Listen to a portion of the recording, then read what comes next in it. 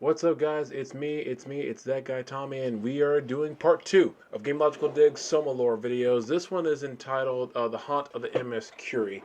Um, again, just watching Let's Plays of this game. This is also one of the more unsettling sections of the game. So, just what I've watched. Actually, you know what? I don't. You know, let me take that back. I can't say for sure if this is one of the most unsettling sections of the game because the whole freaking thing is unsettling. But let's dive in. Keep you guys, of course, all the socials right here. Like this video, share, subscribe to the channel, hit that bell. Let's jump in. If there's one thing to take away from your time with Soma, it's that extinction is the rule. Survival is the exception. How creepy is that? Like, how unsettling is that as a quote? But yeah, shivers. Haunt of the MS Curie. The impact event of 2103 proves that humanity isn't the exceptional survivor it makes itself out to be. And though the crew of Pathos 2 can vouch for this fact, it's the crew of the MS Curie who can attest firsthand. Following a short excursion to Site Lambda, Simon arrives at the wreck of the Curie in search of an escape vessel he can use to travel to Theta. Oh, Lambda is where I think he meets Catherine, who becomes like the true guide as to what's happening. Well, because like he talks to her in Upsilon, and then he goes to Lambda. That's where he meets her, because she's also uploaded into the. I almost said uploaded into the cloud, but actually that's kind of accurate. But she is also turned to a mockingbird, which is one of the robots, and then she becomes part of your the Omni tool that you get at the beginning of the game. It's amazing how much about this game I do remember, despite never playing it. So The ship is a derelict. let's go back a second. Of the Curie in search of an escape vessel he can use to travel to Theta. Yeah, Theta. The ship is a derelict, a towering obelisk standing silently amongst the graveyard of detritus. Inside is a labyrinthine series of quarters, catwalks, and corridors, all housing the waterlogged artifacts of the Curie's now dead crew. Yet, strangely enough, all is not dead aboard the Curie. Many of the ship's computer terminals still glow with life, some displaying images and replaying audio logs which hint to the final days of the doomed vessel. How a ship, wrecked, flooded, and located many meters beneath the sea can still maintain power is a mystery in and of itself. But it's the creature which haunts the halls of the Curie that is the real mystery.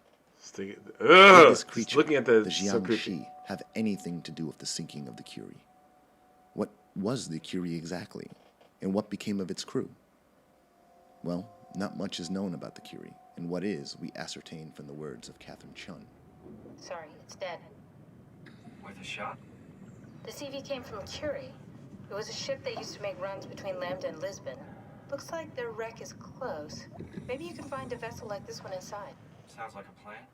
According to Catherine, the ship was used by Pathos 2 staff to make runs between Lambda and Lisbon. A sign found on one of the few accessible decks Simon can explore indicates that the Curie was a heavy-duty semi-submersible freighter. Semi-submersible. This explains its unique design. As you undoubtedly noticed, parts of the Curie are arranged in a way that defies conventional logic. Ladders run adjacent to the floor, and stairs hang from the ceiling, resembling an industrial M.C. Escher nightmare. This design was done to accommodate for the Curie's rotating hull, since it's capable of reorientating itself 90 degrees. Though its exact purpose is never explored, it's safe to presume the Curie was used to transport cargo to and from a port in Lisbon. That cargo... Okay, so that always got me. Like, naturally with a project like this, like with Pathos 2, you would have to have a unique way of building it. But the technology of having a semi-submersible freighter that can tilt down a 90-degree angle is so wild to me. And as a completely not math person, not remotely an engineer person, I can't even fathom the logistics and the numbers you would have to calculate to remotely get that right. I can't even begin to understand how how that would work. With buoyancy, make sure like when it tilts down, it just doesn't just sink immediately. All that kind of stuff. So that's fascinating to me, and I wonder if that idea, like where that idea of the developers got that, is that actually something that's been worked on. I'm not even kidding. I honestly have no idea. Is that a actual thing that engineers are trying to figure out now? Is that some kind of crazy in the future project that someone's trying to figure out? I don't know. I just know that the idea of that is very interesting and very unsettling in several ways. So yeah, let's back up again so we don't miss anything. since it's capable of reorientating itself 90 degrees. Though its exact purpose is never explored, it's safe to presume the Curie was used to transport cargo to and from a port in Lisbon. That cargo would likely have to do with the myriad of research projects Pathos 2 specialized in: orbital launches, hydroculture, and deep-sea construction, just to name a few. As for the crew, it would almost certainly consist of ancillary members of the Pathos 2 team, its own assortment of researchers and scientists, in addition to the expected maritime regulars. Perhaps some of the crew might have included members of the Omega staff. There's no way to know for sure, as this is pure speculation, but it's certainly a possibility. So, what happened to the Curie? Well, during its final voyage, the comet Telos crashed into Earth, causing destruction on a global scale. The Curie survived the impact by remaining submerged within the Atlantic. Whether it sustained any damage is unknown. However, I consider it unlikely as the ship's audio logs don't support such a claim. Curie is safe while submerged. The crew, what's left of it, is doing okay. For the rest of the world, there's no good way to describe it. The destruction is absolute. The surface is just gone. Shortly afterwards, the Curie surfaced to determine the extent of the destruction caused by Telos. When the ship arrived at the coast of Portugal, the crew witnessed the horror firsthand. The sky is pitch black with smoke. The ocean is dark. Incredibly dark. In the distance, I can see land. According to navigation, it's Lisbon on the coast of Portugal. Any signs of life? Over. Hopper, it's on fire. Everything is on fire. The flames, they're reaching all the way into the sky. It's unreal. Any signs of life? Over. No. Nothing but a massive firestorm covering the continent. So before he continues, okay, so I don't know how much of that you guys could hear because I know the audio for that part's kind of low. But going back to read some of the caption. It says the sky is pitch black with smoke. The ocean is dark, incredibly dark. In the distance, I can see land. According to navigation, it's Lisbon and the coast of Portugal. And so the captain is asking any signs of life, and the response is it's on fire. Everything's on fire. The flames, they're reaching all the way to the sky. It's unreal. And he said, ask again. Is there any signs of life? It says no, nothing but a massive firestorm covering the continent.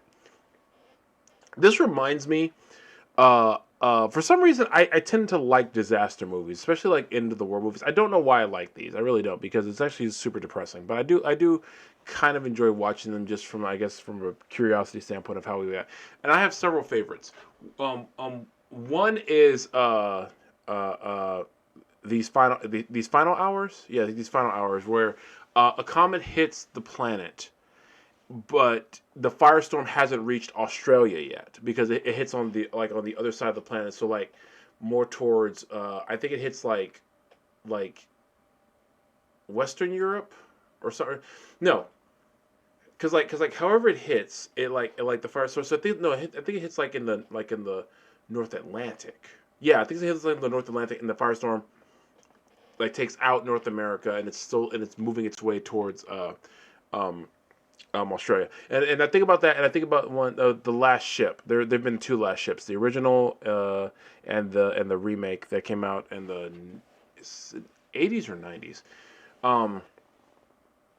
I think that I think about those movies because I also think about like with a ship like this.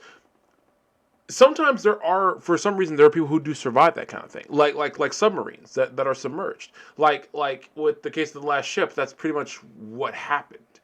And in the case of something like this, I doubt the Curie was the only ship that was submerged at the time. Every country tends to have, unless since the comet was on the way, unless they just recalled all the ships. But a lot of countries tend to still have like some subs out there just in case. So.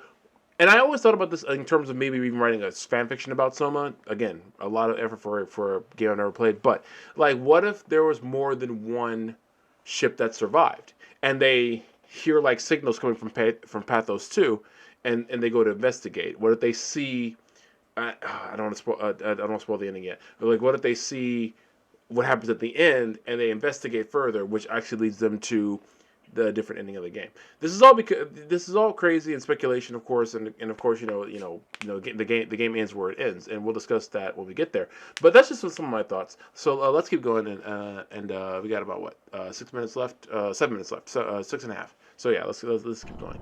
Nothing but a massive firestorm covering the continent. The surface and all terrestrial life have been wiped out, reduced to a smoldering hellscape. The Curie embarked on its return voyage home, but never made it to dock. Sometime afterwards, one of the Curie's escape vessels was ejected from the ship for unknown reasons, and the Curie itself eventually flooded. Whether its crew perished before or after is indeterminable. And that's it. That's the sad story of the MS Curie, right? Perhaps. What if there's more to this tale than we initially believed? Consider that one audio log which stated that the ship was safe while submerged. This gives me the impression that it was likely unaffected by the initial comet impact. However, a document found in the Upsilon Comm Center... Hold on, I'll back it up in a second, but a date on defense measurements, final efforts by the global community to prevent collision has failed. Pursuit should make final efforts to deal with notable quake following impact 513. Oh, okay. So let's back it up a couple seconds just so we can hear that again. However, a document found in the Upsilon Comm Center confirms that there was also an aftershock slated to occur sometime afterwards. Perhaps the Curie sustained damage during this aftershock while en route back to Lambda. Now, could the damage sustained during the aftershock have resulted with the destruction of the Curie? Yes. Do I believe it's so? No. At least, not initially. Why, you ask? Well, perhaps I'll let Catherine pose a question of her own. Seems like the WoW is keeping the Curie from going into a catastrophic failure state. I mean, how did it get on the ship? Catherine asks what the WoW is doing on the Curie. I wondered the same thing.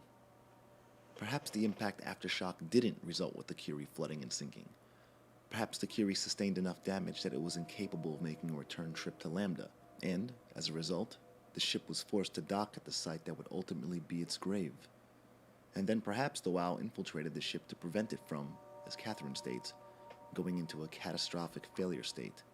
It makes sense, since it's at this point that the WoW had begun its mission to preserve human life, and it wouldn't make any sense for the WoW to attempt this if the crew of the Curie were already dead.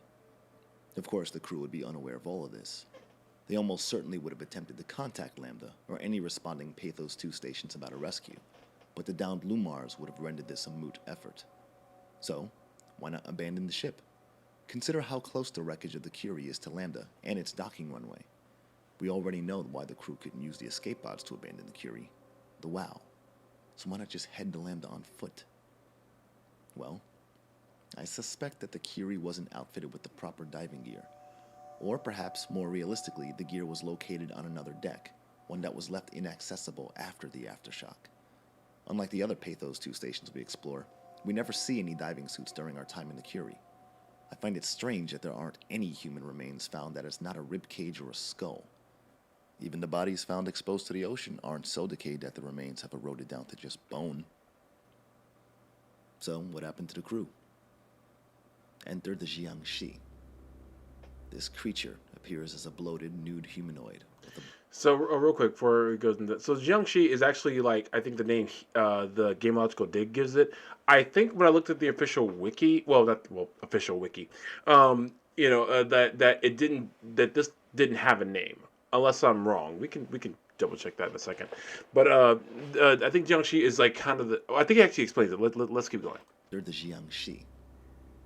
This creature appears as a bloated, nude humanoid with a bulbous head covered in bioluminescent growths. It is incredibly hostile, hunting using the most unconventional means. Unlike most predators, which stalk prey using specific senses, such as smell, sight, touch, or hearing, the Jiangxi uses proximity and, oddly enough, eye contact to track its prey. Should you look at it for too long or be within a certain radius of it, it will attack you. What it does to you after it attacks, however, is not explicitly shown, though I believe the creature's namesake may shed some light on what happens to its victims and what may have happened to the CURIE's crew. The Jiangxi's wiki page states that the name originates from Chinese folklore, and that it is, quote, a type of reanimated corpse, end quote. It is also known as a Chinese hopping vampire or zombie. The hopping is an obvious allusion to the Jiangxi's ability to teleport short distances. However, to describe the Jiangxi as a vampire or even a zombie would infer that the creature devours its prey. Okay, and I guess I was wrong about it having a name. I just don't remember seeing it when I was on the same wiki. I thought they gave it, they just called it some kind of creature, and that was the unofficial name. But okay, if that's what they call it, it's what they call it. Cool. I guess I was wrong. However, to describe the Jiangxi as a vampire or even a zombie would infer that the creature devours its prey, at least partially. Some may consider this a stretch. I don't. If this is the case, then it would explain why the remains found within the CURIE are all skeletal. The Jiangxi entered the ship and devoured its crew, and, with its crew dead, the ship eventually succumbed to the elements and flooded. Admittedly, this theory doesn't cover all loose ends. I don't know why the CURIE's escape vessel was found outside Lambda. There are no remains to be found near or within it, so perhaps it was ejected when the CURIE was forced to dock. I really don't know. I do think that even if my interpretation of events is ultimately wrong, it still doesn't explain what the EV is doing detached from the CURIE. It is a loose end either way. But what do you guys think? I'm curious to know. Could I just be wrong about everything? Perhaps the CURIE and its crew actually didn't survive the aftershock. Maybe the ship just flooded, and those within simply drowned. If this is the case, I'm left with a number of burning questions. Why would the WoW bother with the CURIE if there was no one left to save? What caused the EV to detach from the CURIE in the first place? And why are the remains of the crew skeletal when there are so many other bodies exposed to the ocean that are not? Perhaps not all questions mandate answers. Either way, the fate of the CURIE and its crew remained the same. For over a year, the CURIE stands undisturbed, a gunmetal monument to humanity. Then, in May 2104, Simon arrives, seeking hope in sunken ruins.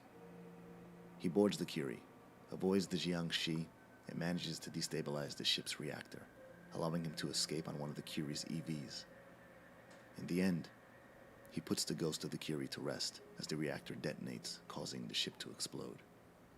Rest, however, is a luxury Simon is denied, as the resulting shockwave knocks his EV off course. He crash lands on a nearby plateau, drawing ever closer to an even worse horror. The horror from Delta.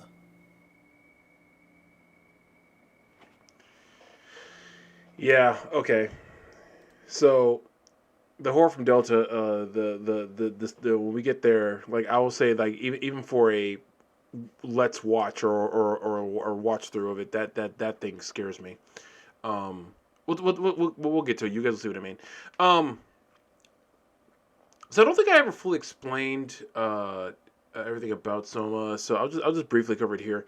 Simon Jarrett, he's a guy who's actually like in like I guess in like with 2013, 2012, or I forget what year it was, but it was like it was in the early 2000s. He suffered an injury, and it was like a brain injury. But his brain gets scanned, part of this new experimental thing where his brain is scanned, and from the perspective of Simon, he wakes up in 2104 in a diving suit in Pathos 2. What's I just said the Upsilon. but he doesn't know he's in a diving suit until way later, and finds out that his brain's actually in a robotic diving suit body. Well, not entirely robotic. It's got robot pieces and human pieces. That's a whole nother thing, and we actually will get to that later. This game is very, very theoretically, theological, and morally heavy more than anything else. It's still a horror game. Don't get me wrong. At the end of the day, it's still a horror game, but it really touches on the things of identity and things like that. Very, very much so. That being said, it's still a great game. Still a fantastic game. If you like horror games, I highly recommend it. If you like puzzle games too, I actually still do recommend it. I like puzzle games. I'm too afraid of horror to play a game, even though I like puzzles. So yeah, so that is part 2, the haunt of the MS Curie. And you know what? Going back to what Game Logical was saying, I actually think his analysis is right. I do think that the EV was launched because of a malfunction. Because I think the WoW has proven more than once that it's not foolproof. It's not beyond making mistakes. So I think while yes what was I gonna say? While yes, the WoW was trying to keep it with cash from fail state, the WoW has proven itself that it's not infallible. It's not flawless. It makes mistakes. So I think the EV launched by accident because of the WoW being on the ship in the first place. I do think the Jiangxi is what happened to the crew, because otherwise, why would there only be skeletons left? It would make sense if there were skeletons outside the ship, not inside. So I don't know if it's I don't know if this is a because I don't believe every single time that there's something that can't be explained in a story that it's a plot hole. I think some writers are more capable than that, and this is a story that proves that there are some very capable writers, creators in this game. So I think it's deeper than that. So that's just my opinion.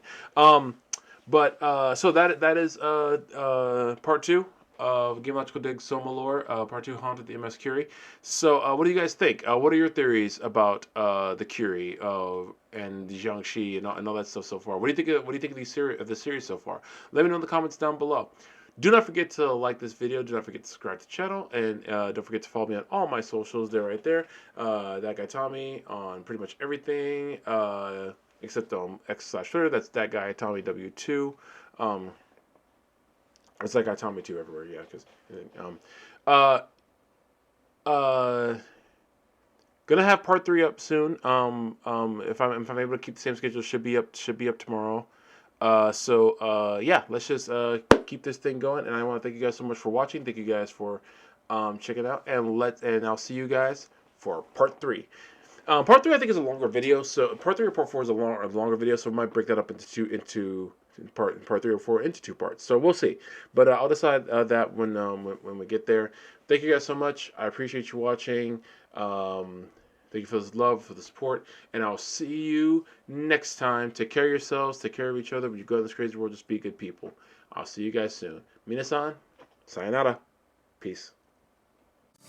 What's up, guys? Thanks for checking out the video. Really appreciate you. You guys are wonderful. You're stupendous. You're magnanimous. It's a great word, isn't it? Magnanimous. Anyway, thanks for watching. Keep on the lookout for more. Follow me on all my socials. And if you're on YouTube, be sure to like, favorite, and subscribe. That really helps me out. Thank you guys so much for checking me out, checking out the videos, and get ready for more coming down the pipe, because you never know what's coming next. See you guys soon. Peace. I think that was pretty good.